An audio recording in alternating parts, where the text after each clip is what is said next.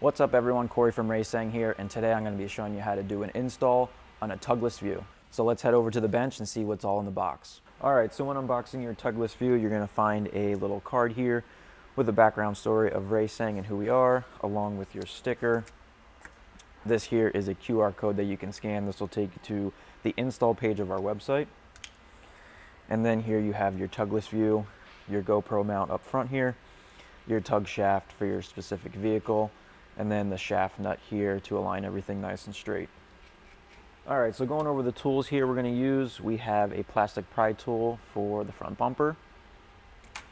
We have a drill with a brush on the end of it to clean out the threads inside the bumper beam. This is our tug shaft tool. It has a 20mm hex on the backside to tighten the shaft into your bumper beam, and wrench up front to tighten the shaft nut for alignment. If you decide not to purchase that, a ratchet with a 20mm socket will work fine.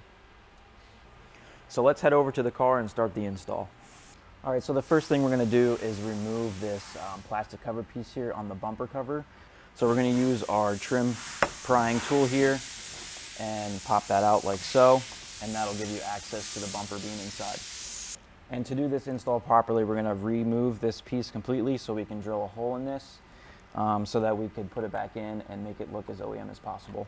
So depending on how old your car is or where you may live, if you have a lot of road salt and stuff like that, these threads could be pretty bad. So it might take you a little bit to get them pretty clean so that the shaft threads in nicely.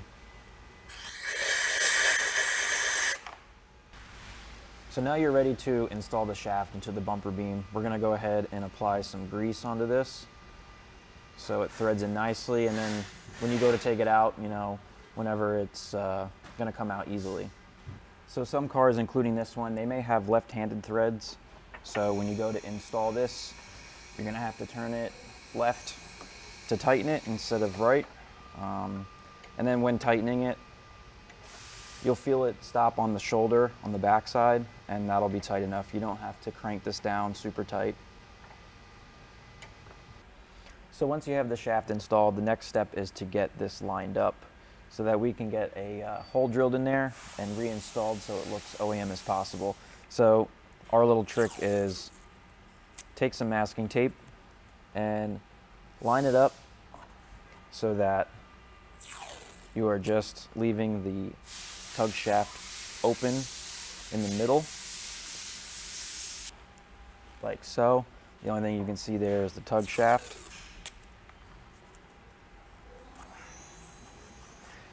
And then what we're going to do is we're going to peel this up.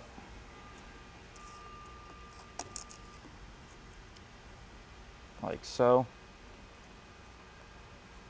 Don't take it completely off, just peel it up.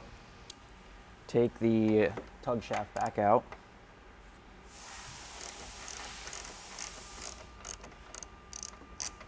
Reinstall your plastic cover piece.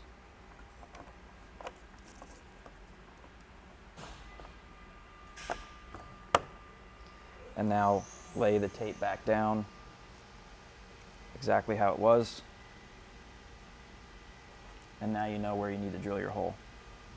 So I'm going to go ahead and use an automatic center punch and make a dot in the center of that area so I can drill it out. All right, now that you have this marked out, we're going to go ahead and use this step bit here and get this drilled out big enough so that the tug shaft can fit through the hole.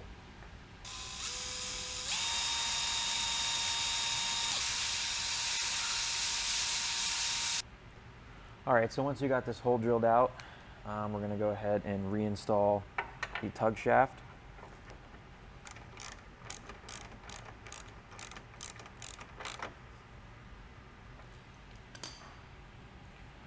Reinstall the plastic bumper cover piece. I'm going to put some tape on this just to protect the paint while I'm tightening everything down, like so. Now we can go ahead and install the tugless view. So thread this all the way in until it stops.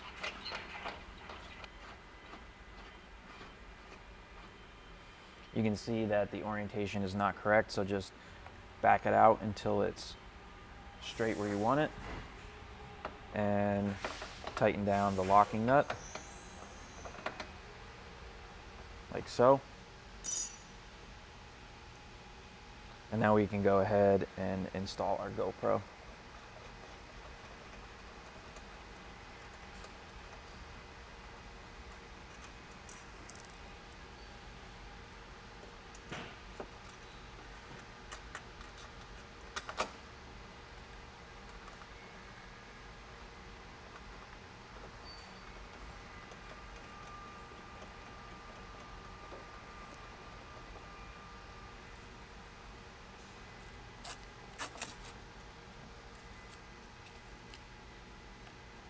So that's going to be it for this one. Tugless view and GoPro is installed. So until next time, enjoy the drive, and thank you for watching.